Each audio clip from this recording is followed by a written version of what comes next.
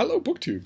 I'm finishing up today at the end of October a read-along that I've been doing with booktuber Jordan Parsons. I'll leave a link to his channel down below, of Anthony Trollope's great novel, The Way We Live Now, which was kind of nonplussed the critics in his day and has since gone on to the limited extent that anybody today talks about Trollope. They widely consider this book to be one of his best ones. And I think it is too. And the reason why it nonplussed the critics is because it takes such a harsh tone. If you think of Trollope as the author of, English Country Curates, that sort of thing, then the tone of The Way We Live Now will shock you right from the beginning. It's the story of the London that he encountered when he came back from overseas, and the distance had dropped the scales from his eyes. He saw around him venality and cheating and swindling in every direction, and decided to change the novel that he'd originally envisioned, which was just about the venality of the literary profession, his own profession, to change it to be sort of a broader glimpse of the world through one after another irredeemably wretched characters. And fans of his, readers of his, had no idea what to do with that. And as a result, the novel didn't particularly do well. Trollope doggedly defended it till the day he died, but it didn't particularly do well. It sits much better with our own current mind frame. Very much so. This is a post-Watergate novel. I just didn't know it at the time. The main deplorable figure is Augustus Melmotte, who is a financial swindler, a con man who is rumored by society to be overwhelmingly wealthy. I'm really, really rich. And he is allowing it to go to his head. He's allowing it to make him overweeningly arrogant, wants to stand for Parliament, starts making house-buying deals with impoverished members of the gentry who need the money. They don't care about his reputation. They need the money. And it's a mark of arrogance, the growing arrogance of the character in this book, that he forgets that he thinks he can just bluff his way through anything, literally anything. And as in the chapters that we've read so far, we see that come apart. The Longstaff family, father and son, want the money that Melmotte paid, allegedly, for one of their estates. They want that money for other estates, to disembarrass other estates. They have practical uses for it. They're not interested in his bland assurances, I'll take this up with your bank or whatever. No money has changed hands in that deal, and they're making trouble about it. The younger Dolly Longstaff especially is making trouble about it. And it's trouble that Melmotte can't avoid. He starts to realize that he can't avoid. This is going to be real. We quickly learn from little scenes that Trollope gives us where he talks with confederates of his behind closed doors that he doesn't have much liquidity at all, certainly a fraction of what he says that he does, and that he just needs to keep postponing people. He needs to put things off as long as possible, litigate that case in the District of New York as long as you can, rather than that's the goal, is just to put things off forever, put them one step down the line. Mr. Melmotte has a daughter, his only child and heir, Marie Melmotte. And years ago, in order to protect himself from just exactly this kind of trouble, he settled a huge amount of money on her that couldn't be got at by him unless she signed papers to that effect. He used it as an insurance policy because he just assumed, he's such an overbearing brute, he just assumed she would always do what he tells her. But in the course of this novel, we watch as Marie becomes more and more of her own person. So that by the time crisis strikes and Mr. Melmotte actually goes to Ivanka and says, I want the money that's under your name, she refuses. Now, there are plenty of other plot complications that go on throughout this book that you'll know if you've been reading along with it. Another deplorable character, an associate of young Dolly Longstaff, is Sir Felix Carberry, who is a penniless baronet who wants to marry Marie Melmotte explicitly for her money. He doesn't care about her at all.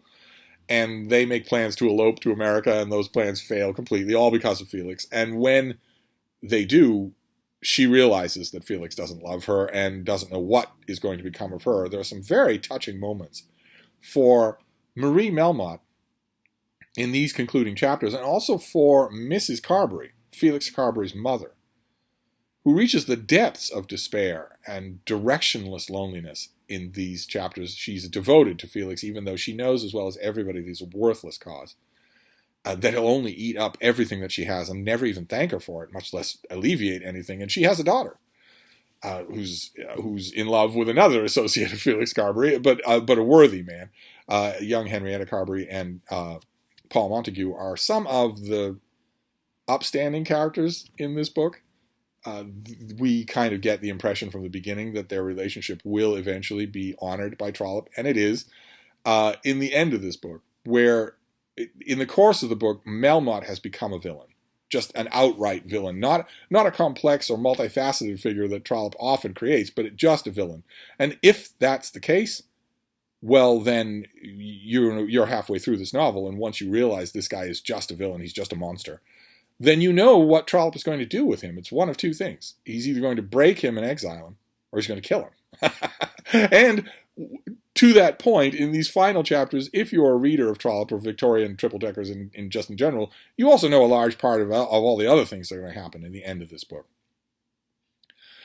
Because the Victorians, and I would argue that there was no one more Victorian than Trollope, they wrap up their novels pretty programmatically, pretty much. You can find exceptions, and some of those exceptions are very interesting. You can even find a couple of exceptions in Trollope.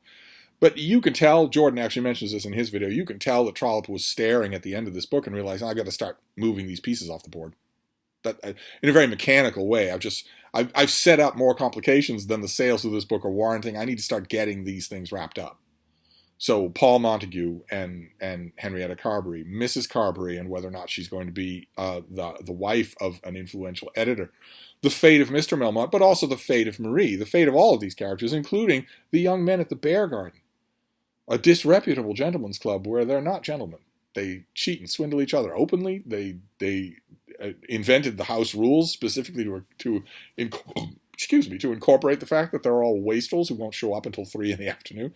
And the funniest part of the concluding chapters of reading today are the Trollope just getting all serio-tragic, comic tragic about the end of the Bear Garden. That made me chuckle, even though I've read it a million times. I loved those scenes this time around, how it just collapses in on itself. They end up being swindled by the guy that they hired to run the place. It's just these young guys, they swindle each other left, right, and center. They inadvertently swindle an American swindler who comes to visit them and play cards just once and realizes there's no ready money here. It's all IOUs, and they're mortified. But it's, I think, heavily implied by Trollope that Hamilton Fisker, the American in question, just took them. There wasn't any honest play. That there's never any honest play at the Bear Garden. But we get the final moments of the Bear Garden with the characters, these young guys, just sort of frittering off in one direction or another. And the one change from earlier chapters about the Bear Garden is that over the course of the book, they have come to hate Felix Carberry as much as we do. And Jordan, again, he points out that one of the plot devices is, what do you do with Felix Carberry? As long as he's attached to his mother, he's going to be ruining her and her sister, and ruining any chance that Mrs. Carberry, that Lady Carberry, could marry. Who's going to want to take on a son like that? The editor in question, who gives her a very tender second offer of marriage, one that she agrees to, starts to change the way he deals with her. He's no longer flirting with her and fluffing her and flattering her. Instead, he starts to tell her things. And I think it's connected with a detail that Trollope doesn't stress too much, which is that he's also supplying her with money. They do like each other. There is affection, pure friendship, as we're told, that only comes when all of the hubbub of all the rest of it is gone. That's very nice. That's very well done. And it's a perfect example of what you find in Trollope, of the way he understands humans. It's very, very multifaceted. It's much, much more satisfying than most of the major novelists of the day. But this editor, this Mr. Brune, says to her, you can't let Felix eat up everything of you and your daughter. What do you plan to do? Join him in the workhouse? This has to end. And she agrees. Now, Jordan found that unsatisfying. I think that Trollope leaves us plenty of hints that she is getting closer and closer to doing that, whether she admits it or not. In fact, in the chapters that we're reading today, after she's agreed that she has to just break things with him, she's still thinking about going and chasing after him. But it turns out, at the very last minute, she has the sense of self-preservation that Mr. Melmotte doesn't have. Mr. Melmotte kills himself when he realizes that he is going to be ruined. He kills himself. Henrietta Carberry does not. She takes the life ring that is thrown to her, and Felix is rusticated to the continent. We're told for a year But we're also told he must never, under any circumstances, be given enough money to make his way back here. So he's out of the picture for now. And Mr. Melmotte kills himself, yes, and Trollope has a very elliptical way of doing that. But before Mr. Melmotte, it's not like we saw a suicide in another Trollope book where a character goes to a train junction, throws himself into the train, and is blown to bloody atoms. It's much more subdued with Mr. Melmotte. It's not a public suicide. But before we get Melmotte's suicide, we get a classic moment of Trollope humor where a badly inebriated Mr. Melmotte gives a speech in Parliament that is just a disaster. Now, if you read a lot of Trollope, you'll know that disastrous speeches in Parliament are a favorite thing of his for a comic set piece. I don't think any of them are ever done better than this one. This is just superb. And that seals Melmotte's fate. We get the impression that maybe he could let underlings take the fall, that maybe he could squirm, maybe leave England, maybe refinance somewhere else. We get the feeling that all of that is possible, and the thing that makes it impossible is ridicule. It's not that he was found to be forging signatures for Dolly Longstaff or forging signatures for his daughter. It's not that. It's that he's mocked for it. He's ridiculed for it. The line of public thinking goes along the lines of, we're not shocked by all these accusations of forgery because we never thought well of you. No matter what you might have thought you were buying from us, it was never that. We never thought well of you. So there would be no way for him to continue. And so he doesn't. But it is suspiciously neat. Jordan's right about that.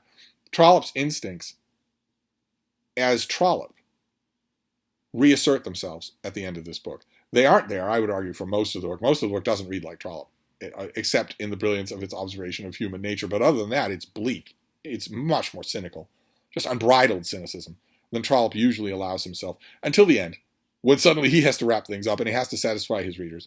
So he does. We get a happy marriage. We get unlikely resolutions of emotional problems, of emotional conflicts. One on the part of Roger Carbery, who's also in love with a Lady Carbery's daughter, and who's a good friend of Paul Montague. That is sort of, Trollope just reaches his hand into the narrative and smooths that over. Another one is Mrs. Hurdle, a fascinating three-dimensional character who would not, maybe at the hands of another novelist or Trollope in a different mood, just smooth out her own emotions the way she does. But she does. You can see it in these final chapters. You can just see Trollope smoothing things out, pairing things off, getting people off to America, all that sort of thing, just wrapping up his story. I have always argued when we do our read-alongs of Trollope that his long farewells, the long succession of concluding chapters in his books, is wonderful. I've often said it's like an unending British twilight in late summer, where it just goes on for hours, or seems to go on for hours and hours. I like that. You know, in most Trollope novels, especially really big novels, I have grown so much like his narrative easy chair that I don't want to get out of it. And he knows that. Readers told him that in his own lifetime. So he makes it easy. He makes it slow and gradual. I tend to agree with Jordan. Jordan has been brutal towards this book throughout. I was hoping. I got one dream of his latest video. In every video that he's made, he's said a variation on a line that goes straight through my heart, where he said, "Yeah, I was reading it and I thought I'd rather be reading Dickens." But he didn't do that in this last video, but he came close. I could tell it was on his mind. He's been brutal with this book. He seems to like it, but it's the ultimate damning zillennial form of liking. I think in the video that he makes, I'll leave a link to his video down below. I think in the video that he makes about these concluding chapters, he says, it was fine. But in this case, I would tend to agree with him that the conclusions, all the concluding wrap-up threads in The Way We Live Now, are both a little pat, a little easy, and also a little disappointing. I'm not disappointed in this novel. I love it far more than Jordan does. But they're a little disappointing because they belie the complexity of the cynicism at the beginning of the book. So you get to the end of the book and you find yourself kind of sort of wishing that Trollope had actually had the courage of his convictions to just give us as bleak an ending as he gave us a bleak beginning. The way this novel should end is Melmotte is triumphant in Parliament. The way this novel should end is that for instance, Mrs. Hurdle shoots Paul Montague dead, the way we think she shot someone else dead. The way this novel ends is that Mrs. Carbery, Lady Carbery, does, in fact, let Felix eat her out entirely out of house and home with not a word of gratitude from him. That's how the book, in a way, should end. If it had the courage of the convictions in the earlier parts of the novel show us a fallen world with no hint of redemption. If the novel were of a uniform tone, it would go on without redemption and end that way, with scoundrels glorified and hope snuffed out. And it doesn't do that. Instead, Trollope gives us as close as he can to a Trollopian series of endings in this book. I still love it. I still thought it was great. I loved doing a read-along. Loved it. I think Jordan and I have plans to do a read-along for Nonfiction November. Why not, if we're both enjoying it? I mean, if we can do a read-along of one of my favorite authors in a big book that I've read a million times and love, and have Jordan say in video after video after video, I'd rather be reading Dickens, and have me not hate him, then we probably have chemistry enough to do more read-alongs, and maybe we'll have more agreement later on. But we'll announce that. I will announce that separately, unless he already has. But I'm going to wrap this up for now. It was a tremendous amount of fun to read this again just anyway, and also to read it in commemoration of Victober, which is also ending for this year. So that's The Way We Live Now by Anthony Trollope. If you have been reading along, I'd love to know what you think. And if you haven't been reading along, you've been tempted to read this book by our read-alongs, by Jordan and I having these conversations, by all means, give it a try. Just because Victober's ending doesn't mean you have to not read Victorian literature. It's a tremendously involving book. But anyway, those are my thoughts on it for the 18 millionth time through. I'm going to wrap this up for now, but I'll be back. Thank you, BookTube.